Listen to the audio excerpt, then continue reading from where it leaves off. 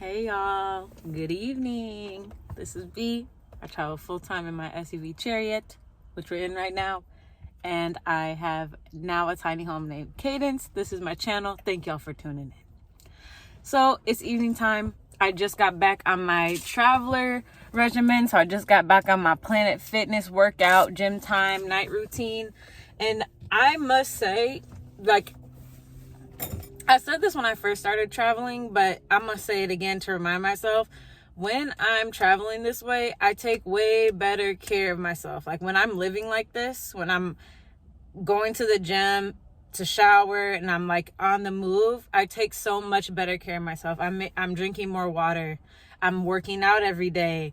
I'm just taking more time to do the small things and less worried about like, oh, I just want to lay down and rest, or I can just spend a couple more minutes just chilling. Like it puts a fire under my bum that I need to keep like going. So I feel pretty good on day one.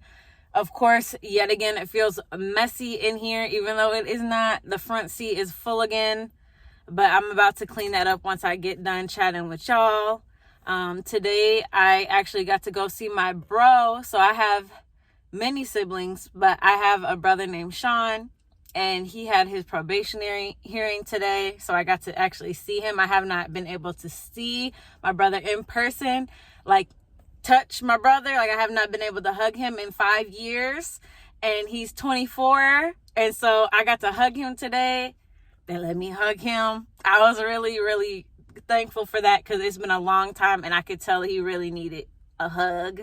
So it was so good to see him. He was tatted up before, but you can multiply that by 4. He's extra super duper tatted. He's got his eyelids tatted. Bro's been creating on himself. So it was really good to see him and just be able to be there for him, and him to be able to have somebody there with him that he can lean on, even though he's like a super tough guy. But yeah, it was awesome to see him. He's grown up so much. He's so damn tall, and he's a grown man now.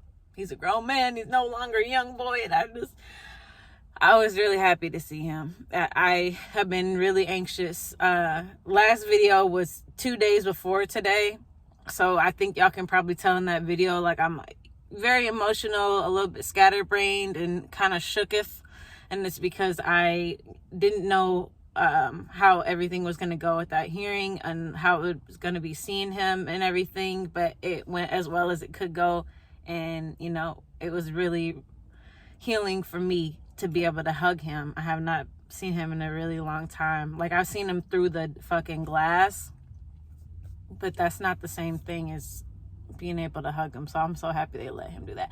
Plus the new place that he's at, the people that work it seem to like really fuck with him. Like while I was checking in, they were like, who's here for Sean? I'm like, I don't know what he's doing up in there, but he's not getting in trouble. But all the fucking people know him. Everybody's asking about him. Everybody knows him. So I love you, bro. I know you're not going to see this till a little bit later, but hey, I freaking love you, dude. So that was a really good thing to get off the list for this week, was to make sure that I was able to get there. The place that he's at is 3 hours from here. So I had to be up at 4 this morning to hit the road to make it there in time for the 8 o'clock thing they had going on. So it was a lot to prepare for, and that's why I was super anxious. But it's over now, and now I'm back in my regular routine, and I'm feeling pretty good. I'm gonna go and see him. Also, I'm gonna go and do some visitation with him this weekend. So I'm really excited to go see him again, because he wasn't ready for the hug. He was like, damn, no, don't go. And I was like, I'll be right back. I'll come right back. I'm that sibling. I'm definitely that sibling that, like, I want to be there for my siblings. I raised the 3 on my mom's side. I pretty much raised them. All 3 of them done called me mother first. Like, I taught them their animals and their numbers and how to be respectable children and how to behave. And I was like the disciplinarian. That's just who I was growing up. So it's like really important to me to be there for them when they're not doing too well or when they need somebody to lean on, because I've always been that for them. So, it's not mom, but it's what they know. And so it helps. So it was a blessing to be able to see him and to be able to touch him. It was a good exchange. But yeah, I just wanted to get on here and touch base with y'all and let y'all know where I'm at. So I'm back in the SUV full time. I am going to do another pet sit coming up at the end of the week. I'll be doing that for a little while, and then I'll actually be doing one for a whole month here in Tennessee. I'll be doing one, and that's coming up next week, and it's for the whole month. So that's going to be pretty chill to be able to do that and focus in on like the trailer, a whole bunch of other stuff that I'm not going to get into right now, but to be able to focus in on that. I really love going between, like, so as y'all can see, I go in between full-time van lifing and nomading, and then like house sitting. So I really like balancing the both of them, because sometimes too much of either one doesn't work for me. So too much driving and nomading starts to make me feel anxious and starts to get me into like childhood traumas and like homelessness and things like that. So then I need to get into a home so I'm not like stressing myself out about shower time and all that stuff, because that normally happens when I stop doing my nighttime routine. That's when I start getting into like survival mode and stuff like that. When I'm not taking much care of myself on the road, that's when I start getting like, okay, I don't like the way that this is going. It feels like I don't have enough, like stuff like that. That's what happens when I'm not taking care of myself very well, or like not staying on my routine. But when I'm in these houses, I get super lazy. Thank God most of the time I have puppies that I'm taking care of, because they make me get outside and walk. But this has always been my issue, being inside these homes, these like plastic square boxes they have us in. Like, I get depressed in them. Like, I get stuck in them and I just want to stay in it, and I get anxious to go outside. Like, it gets deep. Like, I get really, really anxious after spending too much time indoors, or like just only being inside. It just makes me start to feel like I can't go outside, or it's not good to go outside, or the sunshine doesn't feel good. Like, my mind does something weird where it's just like, just stay inside, just stay on the couch, just lay down, just don't be productive. So that's why spending too much time in those houses is not good. But normally what I do is I have a theme for each sit. So like the one in Cali, the one where I was talking with B2B, I still think about B2B. I wonder how B2B's doing. B2B's that pug that you guys saw with the big smile and had the wheelchair. Freaking B2B. So sweet, so cute. Anyways, my thing with B2B was to re-up on all of my vlogs. I did like 3 weeks to 2 months worth of vlog editing, and then prepping and auto posting. So I do stuff like that, or like working on reports or zines, or like focusing in on social media or something. Like, I try to theme an intention for the sit. So in collaboration with taking care of the pet, going outside and like spending time in at home, like in luxury, being able to be in the AC and stuff like that, not having to like move around, being able to work from home and like be in one place and not have to move around so much. I tailored that time to like, okay, I'm resting and relaxing, but I'm also going to make sure that I get these things done. And I have this like checklist. And I also do that every time that I go somewhere.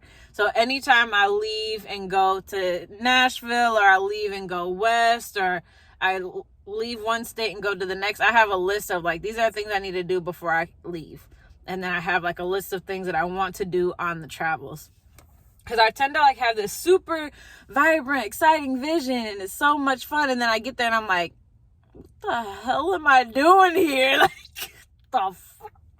And I don't know, like, I don't know if y'all get that. Let me know how y'all feel about that. But that's how it'll be for me. Like, I'll be really super excited about the trip. I can't wait. And then like 1 week into the trip, or like I get there and I'm like, what am I supposed to do now? You know what I mean? Or like, I don't do the due diligence of actually going out and engaging and like doing the actual stuff.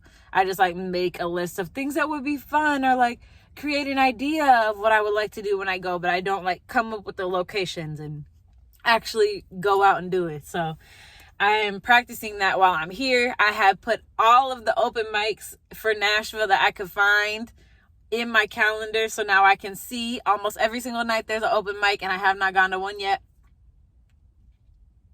I haven't, but I've only had them up for 2 weeks, so now I'm feeling, a little bit more pressure to go to them, because now I see them every single day. I see in the evening open mic, so I'm going to see those until I start going, and I'm not going to remove them. So that's kind of how I set myself up for, I guess that's like kind of how I schedule and balance my work-life balance when I'm on the road versus in the house. So yeah, but I just had this idea. I have open mics for Nashville on there, but I feel like I should make like a special calendar for each city open mic and put that in my freaking phone. So like when I go to Tucson, go ahead and do all the open mics that are in Tucson and put that in my calendar, and just like click on that when I'm in that area. That's kind of cute. And if y'all want those calendar links, because y'all are singers, y'all play music, or y'all are artists, or you just like to listen to emerging artists, I will share that calendar invite with you. So I like that idea. I'm going to do that. I'll probably do that when I get to this weekend, and just change it over to its own little calendar. But anyways, guys, yeah, that's a quick little talk about, how I balance between the two lifestyles and what I'm doing right at this juncture. So yeah, like I told y'all last time, a lot of back and forth with the tiny trailer and finding the most affordable option. Like I told y'all, it's almost double to get this thing winterized, but it does last for 3 to 4 years. So what I'm about to do is I was going to take it on Wednesday to this place that's like 4 hours from here, because it was $200 cheaper. But when you do the math, smarter, not harder, it'd be the same amount of gas to go down there and back as it would be just to pay these people that already have the trailer. So what I'm going to try to do is, I got the chain cut because they told me they would put fresh chains on my trailer, because the ones I broke.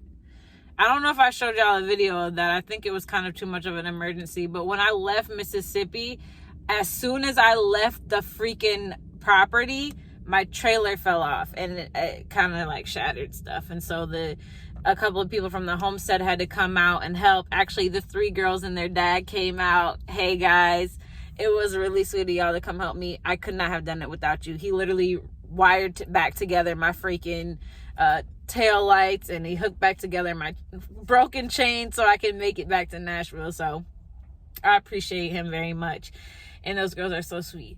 But yeah, it's broken. So I got new chains, but I do have some hardware because I want to mount my solar. I want to be able to take my solar down and put it up whenever I want to. I don't want to mount it up there because of weight reasons, and because I don't want people to steal it.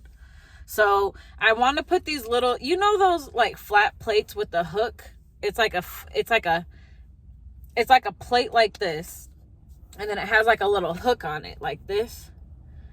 So I want to get something like that and get like 4 of them, so I can hook the screw them to the sides of the tiny trailer, and then I can hook stuff. And then I also want to, if that makes sense, and then I also want to get some pipes that I can use as ladders to do like 4 of those pipes that look like this shape, and you kind of just like climb up them. I want to get 4 of those and put those up the side of the front end of the trailer as well. So those are the things that I want to purchase tomorrow, and then take them up to the trailer place and be like, hey, I decided I'm gonna stay with y'all, but will y'all screw these hardwares on for me and caulk them with everything else in addition to what you're making me pay for, because it is a little bit more than the other places, but then I will not have to worry about any of it. And once it's ready, I can literally hook up my solar and be in there, and then I just have to worry about getting my water tanks, which is like $50. So that's the plan for that. I feel like it'll work out. They're really, both of the places I found are super dope. They're mom and pop shops. The people are super great, really awesome customer service, but I want to do the one that's here because my trailer is already here. So there's no need to drive all the way out 4 hours the other way and then 4 hours back. That's a lot of work hours and free time that I could be spending doing something else. So I'm just gonna pay the extra $200 and just keep it there. So cross your fingers for me, guys. That's the update for today.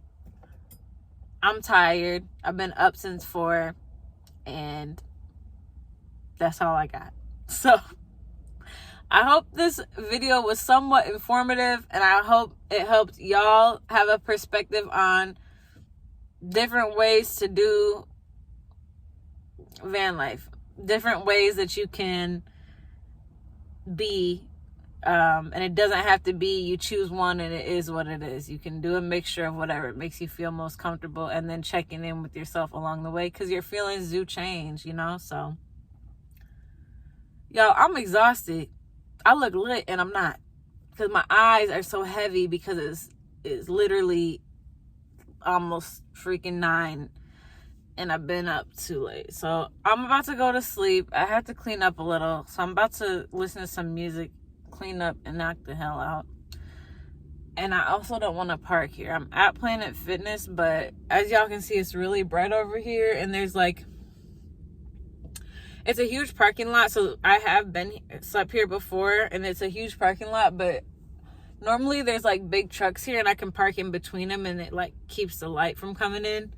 But I don't see any big trucks here this time. I only see one other RV. So I'm going to another location. I was going to tell y'all not to get it. I'm not going to tell you. But I'm going to go to another location. So yeah, I got my ice, I got my pee cup. I'm good for the night. And thank God it's starting to get chilly at night. It's about to be cold. I'm gonna be able to cuddle up in my blankets. I just cleaned them. I'm so excited about it. But anyways, all right guys, thank you so much for tuning in, and I will see y'all on the next video.